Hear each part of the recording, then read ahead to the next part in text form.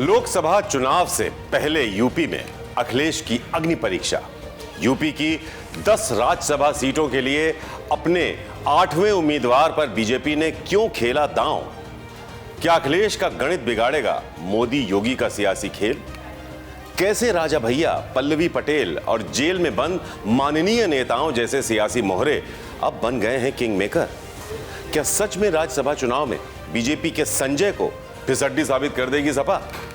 नमस्कार, मैं हूं संजीव चौहान और आज बात लोकसभा चुनाव से पहले राज्यसभा चुनाव की बिसात पर यूपी में पक्ष विपक्ष की सियासी जंग और इस सियासी जंग के किंग मेकर्स पर खेले जा रहे अखिलेश के दांव की। तो यूं तो मौजूदा दौर में देश भर में 56 राज्यसभा सीटें खाली हैं जिन पर नए सांसदों का निर्वाचन होना है।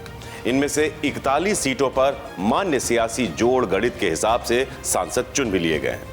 अब बाकी बची 15 सीटों पर राज्यसभा सांसद का चुनाव विधायकों और एमएलसी के वोट के आधार पर होना है। इनमें से खासकर 10 सीटें उत्तर प्रदेश की हैं, जबकि 4 कर्नाटक और 1 हिमाचल प्रदेश की। उत्तर प्रदेश की सभी 10 सीटों के लिए 27 फरवरी को लखनऊ में मतदान होना है। अब ऐसे में आप सोच रहे होंगे कि इसमें रोमांचक क्या है? जब सब कुछ पहले से ही सेट है तो फिर सियासी जोर आजमाइश हो क्यों रही है? क्योंकि हर कोई मोटे तौर पर यही जानता और समझता है कि राज्यसभा के सांसद का चुनाव अपेक्षाकृत लोकसभा सांसद चुनाव से सरल होता है, क्योंकि उसी पार्टी का सदस्य राज्यसभा तक पहुंचता है जिसके हक में विधानसभा या विधानमंडल में एक तय मापदंड के हिसाब से विधायकों की संख्या होती है। लेकिन यहां हम आपको दुरुस्त करना चाहेंगे, क्योंकि जब बात यूपी से जुड़ी हुई हो तो फिर चाहे चुनाव गांव के प्रधान का ही क्यों ना हो या फिर देश के लोकतंत्र के मंदिर के सर्वोच्च सदन के सदस्य का, हर चुनाव खुद ब खुद रोमांचक हो जाता है। अब आप पूछेंगे कैसे? तो चलिए अब इसे इत्मीनान से आपको समझाते हैं।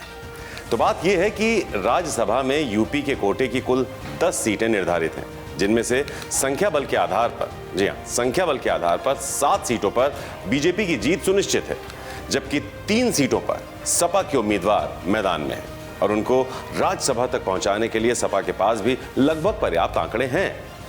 मगर कहानी में यहीं पर आता है एक बड़ा ट्विस्ट, और वो ट्विस्ट बना देता है राज्यसभा चुनाव को दिलचस्प।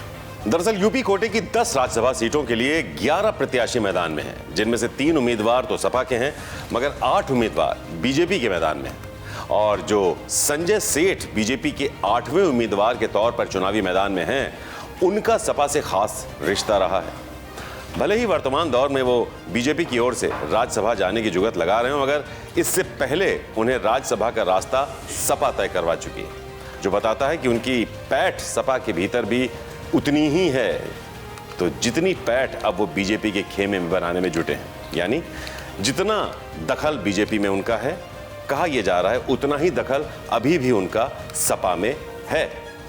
तो बात यह है कि राज्यसभा चुनाव में बीजेपी को 8वीं सीट जीतने के लिए 9 वोट और सपा को तीसरी सीट के लिए 3 वोट का जुगाड़ करना होगा, क्योंकि यूपी विधानसभा में मौजूदा समय में 403 में से 399 विधायक हैं। ऐसे में एक राज्यसभा प्रत्याशी को जीतने के लिए 37 वोट की जरूरत होगी। ऐसे हालात में बीजेपी और उनके सहयोगी दलों यानी एनडीए को 8 सीटें जीतने के लिए 296 वोट चाहिए, लेकिन एनडीए के पास करीब 287 मतों का इंतजाम है। वहीं सपा के पास 108 वोट हैं, लेकिन उनके 2 विधायक जेल में बंद हैं। दोनों विधायकों को मतदान की अनुमति मिलने पर सवालिया निशान अभी भी लगे हुए हैं। सपा को तीनों प्रत्याशी जिताने के लिए 111 वोट चाहिए। अब अगर ऐसे में कांग्रेस के 2 वोट सपा को मिलते हैं तो भी उन्हें 3 अतिरिक्त वोट चाहिए होंगे। दरअसल सुभासपा विधायक अब्बास अंसारी जेल में हैं। अगर उन्हें जेल से बाहर आकर वोट देने की अनुमति मिलती है तभी वो मतदान कर सकेंगे। अब्बास को मंजूरी मिली तो जेल में बंद सपा के विधायक इरफान सोलंकी और रमाकांत यादव को भी जेल से आकर वोट डालने की मंजूरी मिल सकती है। अब ऐसे में सपा के खेमे को आशंका यह भी है कि अगर जेल में बंद विधायकों को वोट देने की मंजूरी ही नहीं मिली तो अखिलेश के खेमे का यह सारा खेल बिगड़ सकता है। वहीं अगर जेल में बंद माननीय नेताओं को वोट देने की इजाजत मिल भी जाती है तो जो अब्बास अंसारी सुभासपा से विधायक हैं वो भी अखिलेश के उम्मीदवार के पक्ष में मतदान कर सकते हैं, क्योंकि अब्बास अंसारी के करीबी और पिता के भाई अफजाल अंसारी को सपा गाजीपुर से चुनाव लड़ने का टिकट दे चुकी है, जो संकेत देता है कि अब अब्बास की आस्था अखिलेश के साथ जुड़ सकती है। ऐसे में बीजेपी को नुकसान हो सकता है। इन सब के बीच राज्यसभा चुनाव में बीएसपी के एकमात्र वोट पर भी सबकी नजर है, क्योंकि बीएसपी ने अभी तक अपने पत्ते नहीं खोले।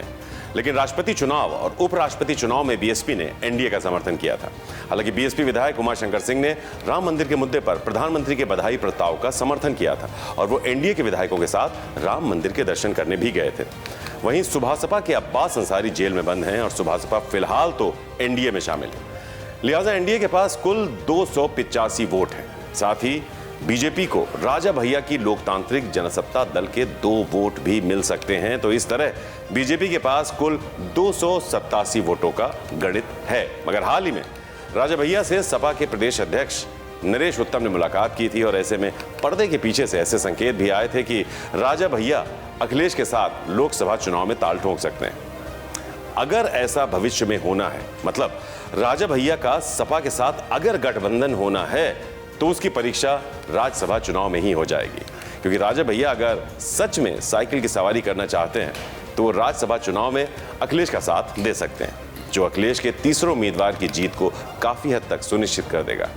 लेकिन अखिलेश के लिए सबसे बड़ी चुनौती अपने विधायकों को एकजुट रखने की है, क्योंकि हाल ही में आरएलडी और उससे पहले विधानसभा चुनाव के बाद सुभासपा के बीजेपी के पाले में जाने से अखिलेश की मुश्किलें बढ़ती हुई सभी ने देखी थी, जिसका असर राज्यसभा चुनाव में भी पड़ सकता है। तो वहीं पल्लवी पटेल भी कुछ रोज पहले अखिलेश को पीडीए के मुद्दे पर घेर चुकी थी और अखिलेश पर जमकर बरसी भी थी।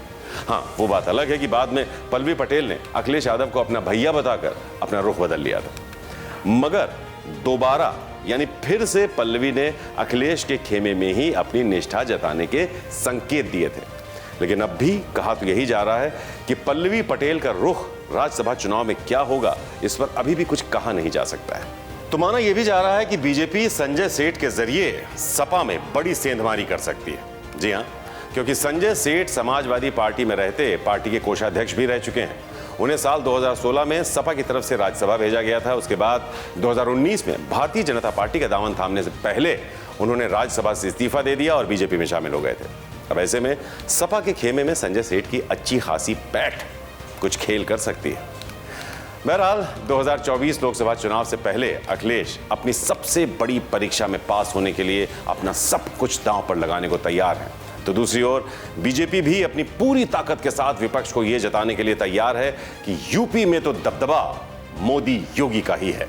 तो फिलहाल इस खास पेशकश में मेरे साथ इतना ही। फिर होगी आपसे मुलाकात एक नए मुद्दे पर एक सटीक आकलन के साथ। नमस्कार। उत्तर प्रदेश की हर खबर से अपडेट रहने के लिए श्रेष्ठ यूपी को करें सब्सक्राइब, बेल आइकन दबाएं और देखते रहें श्रेष्ठ यूपी।